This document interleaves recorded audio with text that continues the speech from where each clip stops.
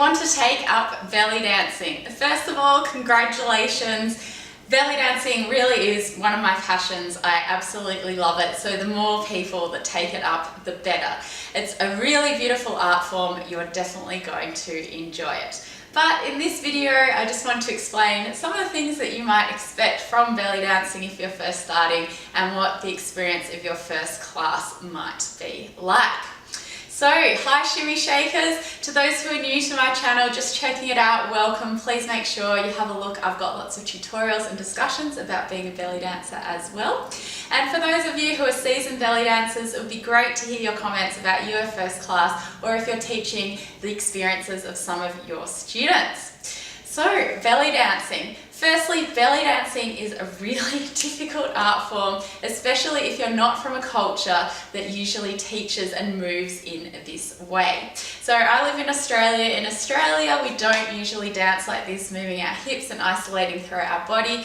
So it can be very difficult to start. I always tell my students it takes 5 weeks minimum to even be able to feel where the muscles are, let alone to have them working properly. Saying that, I've found my experience has definitely been the more you do it, the more your body gets used to it and the easier it is to take up new moves. So whilst it might take you a long time at the start to get one move that seems simple to you afterwards, it will get easier and easier as you go along.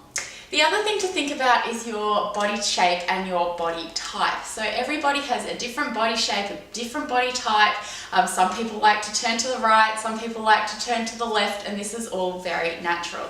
I also find that when I'm teaching, I always teach 4 different types of techniques. So traveling moves, accent moves, slow moves, shimmy moves as well, because people's bodies move in different ways. So if you find that it's very difficult for you to get a slow move like a beautiful undulation, then you might find it easier doing a nice sharp accent move instead. And typically people do have these 2 different personalities with dance, whether it's like nice and airy and graceful, or if it's nice and strong and sharp and powerful. So make sure you channel that energy and use it in your dancing, and take note of what feels really comfortable on you and what just feels totally uncoordinated. Now, when things do feel uncoordinated, please listen to your teacher. Your teacher will help you understand how to do the moves, but also how to look after your body, making sure you don't injure yourself and making sure that you get the proper technique from the outset. So even though videos are a great way to learn, it's always good to see a proper belly dancing teacher, because your teacher will be able to help you and work out how it works for your individual body. Now, some of the benefits of belly dancing: obviously it's fun, it's a really beautiful creative art form, it's very sensual, but also there are lots of benefits in terms of exercise too. So belly dancing is low impact. That means that anyone can do it, any age, any fitness level. You're still going to see benefits from it compared to something where you're jumping around a lot, or if you're lifting things that are too heavy for you. Belly dancing doesn't have those limitations. It's good for everybody. I've recently had a man join my belly dancing class who's working really hard, and he is doing it to help his Aikido, which will definitely help him because it works through your strength in your muscles, but also your isolations, which will be great cross-training for things like martial arts or any other form really, where you need to be able to understand your body, work different parts, and also build up your strength and fitness. Now, dancing, people have said, I've read studies on this and you're probably aware of them too, that dancing is one of the best ways to stop yourself getting Alzheimer's disease and things like this, because not only are you working your mind as you're dancing, but you're working your mind with your body and you're working musicality as well. So if you're learning choreography, you're challenging yourself emotionally, physically, as well as mentally, which of course is good for our brains as well as our bodies. Belly dancing will also make you feel happier. So straight away after doing a workout, if it's a great class and you've been enjoying it, your dopamine levels will go up, which if you keep doing exercise, and even straight away, you'll feel that it stops things like depression and you will feel better about yourself and about things in general.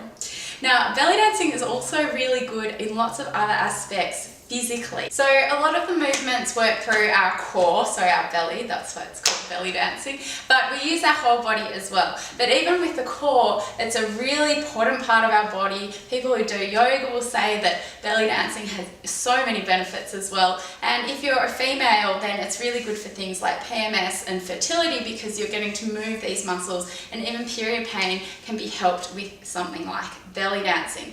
Because it's low impact as well, everybody can do it. It will help you build strength, especially I find in my legs, in my back. If you're new, you'll feel it the day after. Because I've been belly dancing for so long, I don't really get sore anymore after a class. But I've had students recently say to me, because I've got lots of new students, oh, my thighs are really sore after that class last week, or my obliques are really working. So you can see the benefits in terms of strength and endurance and fitness as well.